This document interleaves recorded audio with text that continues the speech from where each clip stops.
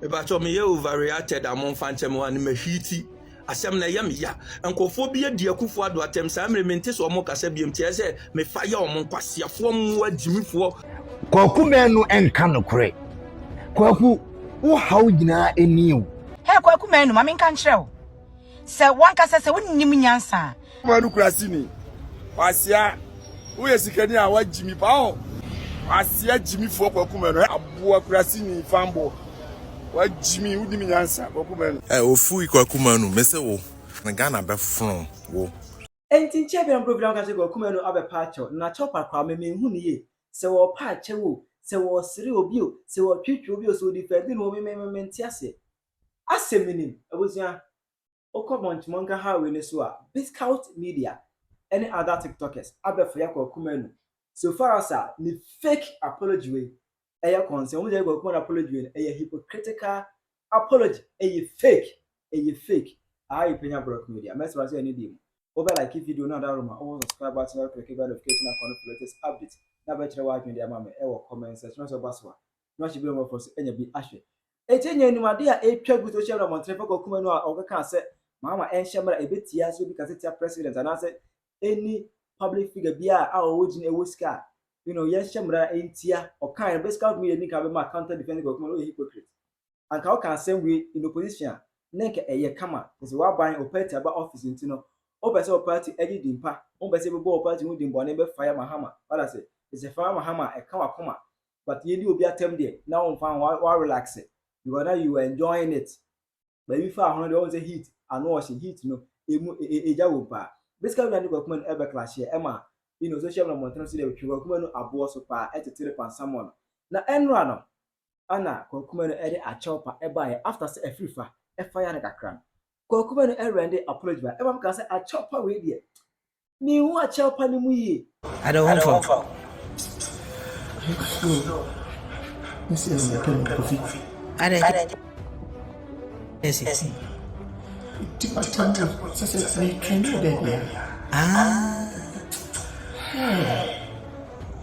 Oh, and I do a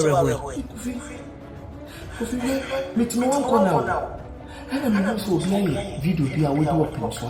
okay. Coffee and the camera say said they are going to see you Asia say open the Kwaku Coffee says I yes,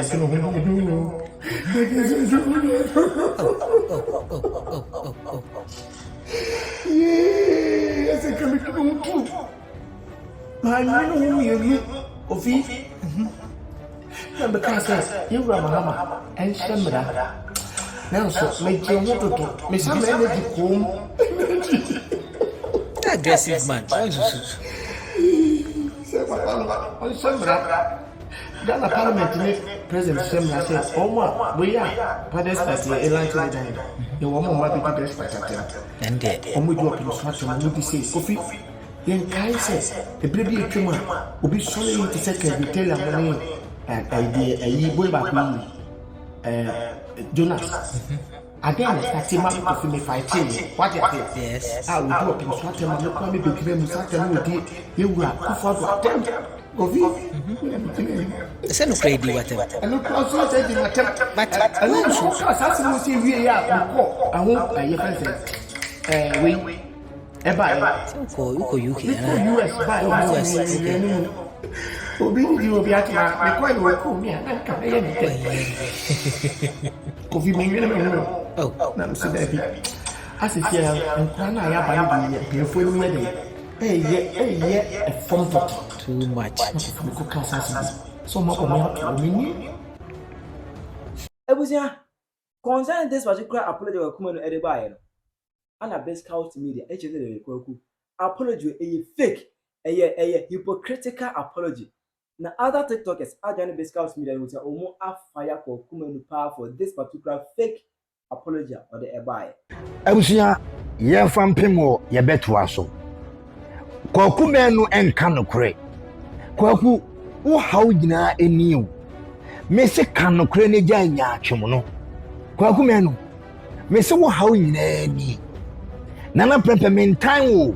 wo ye menua preko pe. Nemo munya atwem na ya na wo ye no. eno na me se mempe Kwaku Manu say ote ho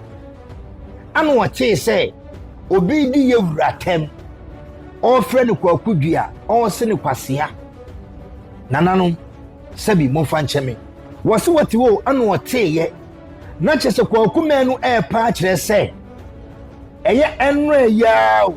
anu ote ye se obi di eye ye nana opimso atem Kwaku Satem the dear way so for the past almost 8 years. Munie. Akonye bia wo menhye bia honte. Akonye bia te se toilet. You hine se be di anim na musuomra eso ase you se be kansam mampuntiomra abrabom. Edian hine na yedi ni sa no. Ah? Edian hine na yedi ni sa no. Wo na wo ma santemai se yotufo. Wo na wo se santemai o tom. Ebi o mon kan kire wo. Asantemai se na eyo wo otufo na otufo te wo. Na yesi sebio wona nanom mo baaye no sa ankwase asem we kom so ankende akonwa kase we enkeda ho eti Kwaku Manu e pa kire se nanu ya enre ya 2025 ya na afi de what say obi ti say Kevin Taylor atena social media so edidi asandefo nyina atem Kwaku Manu pa kire se 2025 ya na wo afi de what say Kevin Taylor mo ene nkofo bi ede Asante ene na nachiame otumfo anima ye foma na Kwaku Manu ye very dangerous guy me na peppermint time wo ba sebi won tro ene wonya atwem a wo ye ana na me tia o se jai nesesa wo suban won se me ye video ni ma ono wa won se ene uko social media na so a enya me nko na me kan o obi e bo wachi eno na wasa wotena se din na wosesa aye wana motu se de meka kire no anka video na me babaye ma ono Kwaku Manu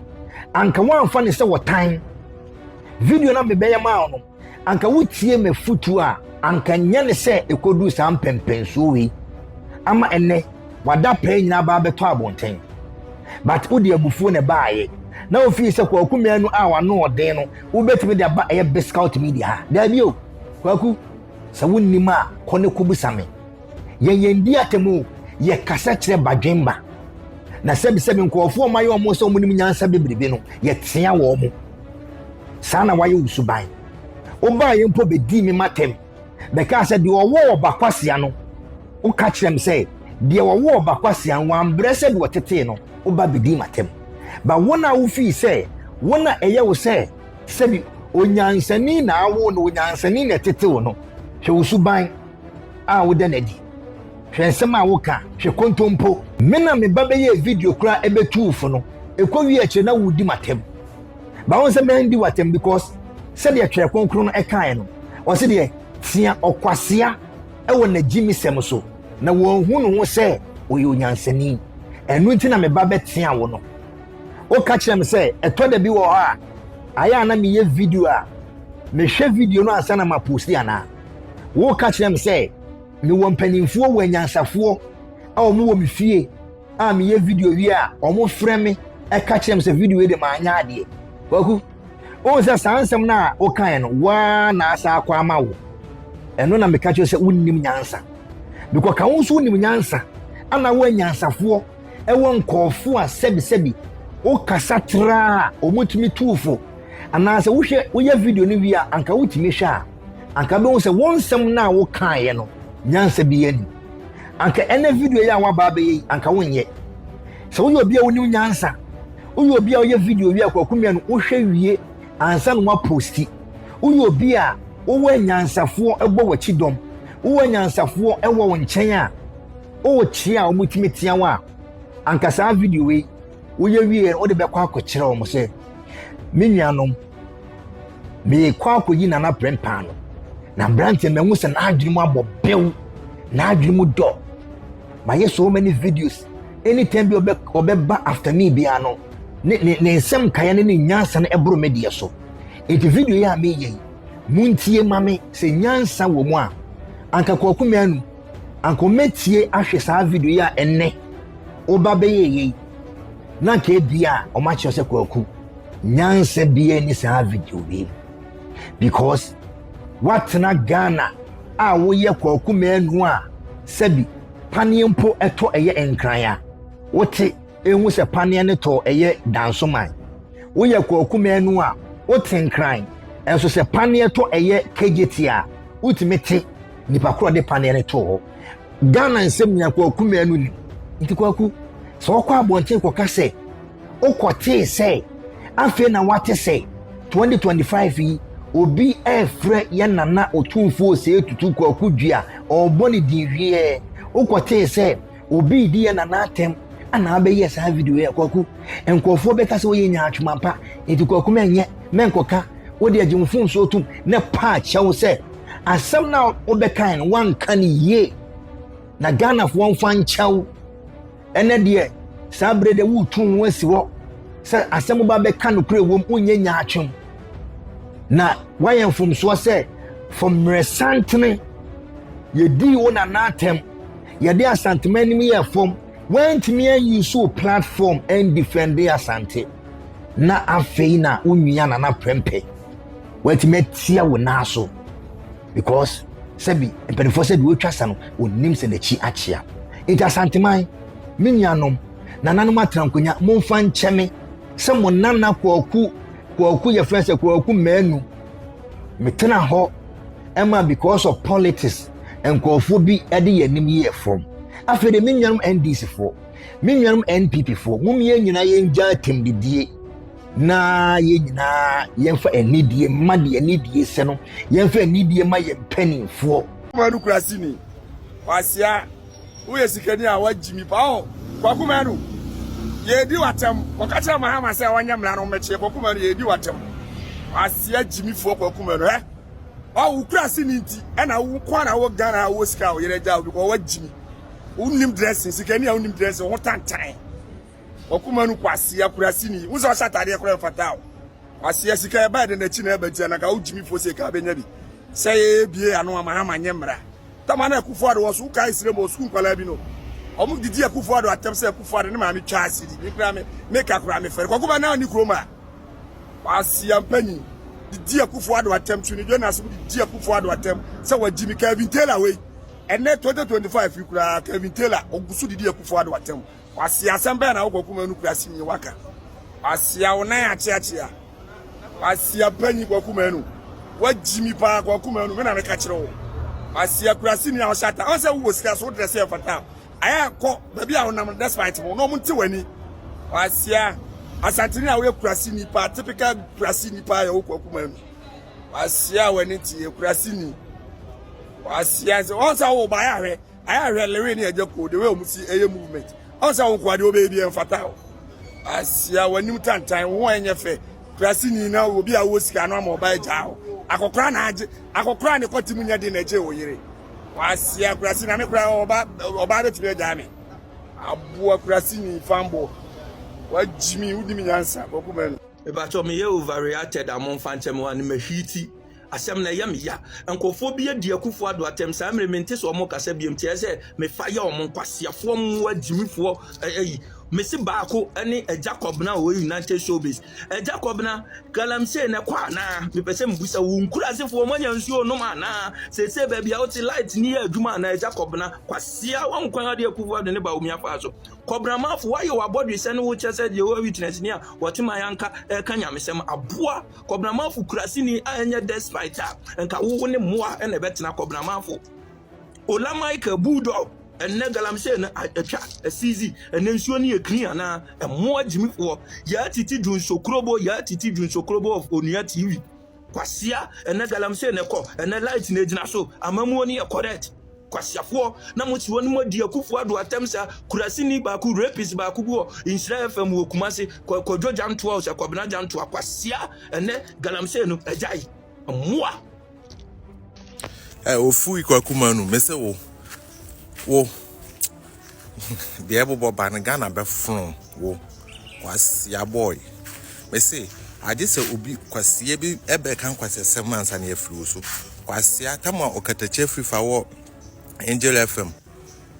oni opambo nya asam ukofa tornado ama ne be di katache free fa ma me ni na busuafo atam kwasia mpani Kwaku Manu amude no mude omunye nipa ana amunye mpanifo ni bi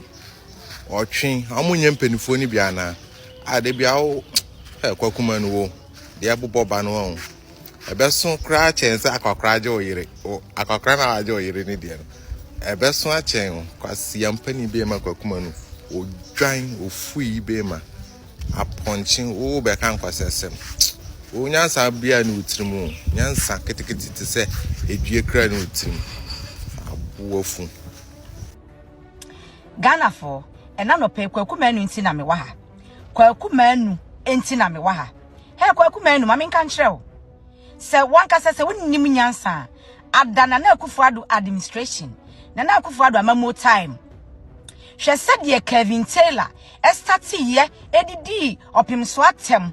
edidi na Akufo-Addo anankasa himself edidi natem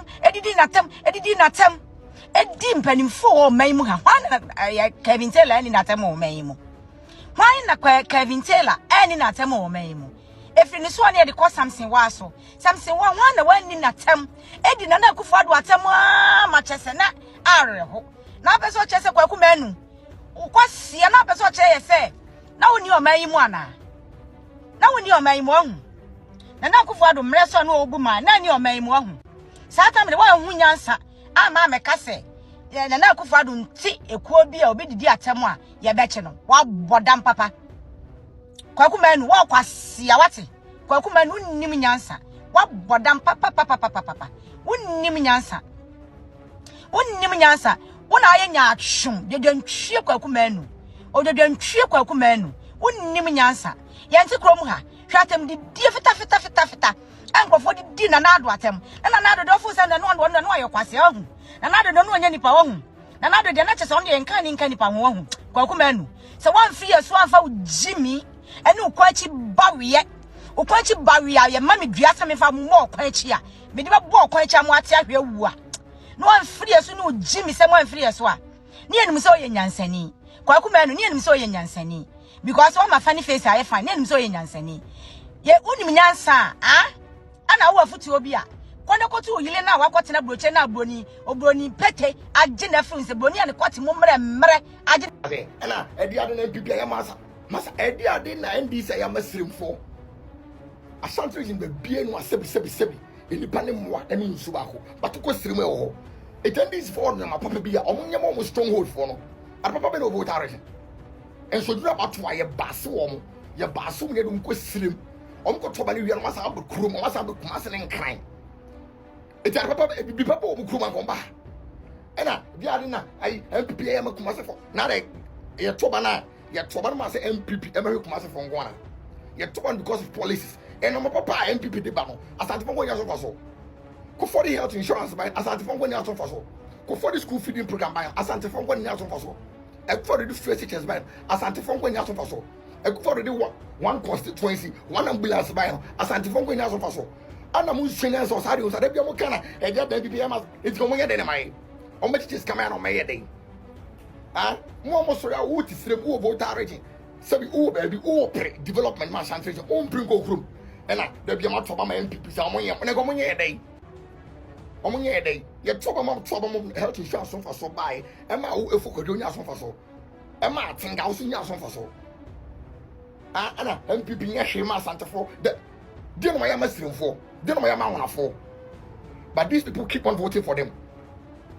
oko votare na constituencies away 18 NDC from kwa arabapa be do votare ena masa Kwaku Manu ye mpem kwasasem bia o ye mpem kwasasem masa o be so ya di na the please by mama wanna jom mama if you want the for politics kwan Asante sem mo down o da ana o yo we no be ya ana dia na MPP ya Asante omunya den nke maye omunya den Kwaku Manu uye hypocrite usanso ye ni bre abusia safe no adwane afansabo plus sign so comment na share Kwaku Manu ye wo krom ha ana ukogina ukrom kwan so ekotwa video se ekwan ne yenye ade betu social media me di na dan Akufo-Addo na bibi fo atem ya mencha de na timi ye kwan no oya kwan ni wie no amanfo ka che o se Kwaku Sako kwan no so de ko video de ka se kwan ya fix it one few bia enkoda nchen campaign time 2024 wo Kwaku Manu kro ya kofa microphone eko jeja mantam ko hye kofo bufuo ai what aba ma ya wie ya dum light ntidie wo ntuma ya wo fam kwase amfiri ho sa videos awo ye nyina hye kofo bufuo mo to abate ya na do Kwaku fuado MPP fo anka hwe da bana wo Kwaku Manu hu nyansa se krom ha yen hyemra yen kan kire kofo se wo didi Penyah tema ye beche watum wo ye hypocrite wo ye nibre Kwaku Manu mika cha say untumi nisu NPP any chama untumi as a conduit to milk John Mahama and Ibrahim Mahama so so West State sia na wakoto wasanso di kosi West State pehu cement ni iron rocks enye NPP any chama untumi di na de be kwakosresre cement ni iron rocks every Ibrahim Mahama ni John Mahama ho akopesi gade akosi West State may sound word of caution e dia ma wo Kwaku Manu say if you know young people, any chama to be through a room, and yes, I will wedding ye. We are hypocrite. We need answer. And so, seeing answer freely win her. Ibrahim Ahmad in the plane, Emma Lewin could trap video, or be over down as Lewin and family politics. What to our story are? Who play on the intelligence and emotions of Ghanaians. No better than honor for microphone. Bigscout na prepare your video. Etu for Kwaku Manu dia we ye hypocrite. Ube far phone esi wanum di deep Bigscout na prepare them. And then ube John ka say yen hyemra. Emra na sha obi anu obedi so. O last one no yi MPP for every one segun. Yi MPP for ni chama un to be free wanum. Kwaku Manu. O last one no go and sleep. Me pesa obebo MPP for di game. What do you mean?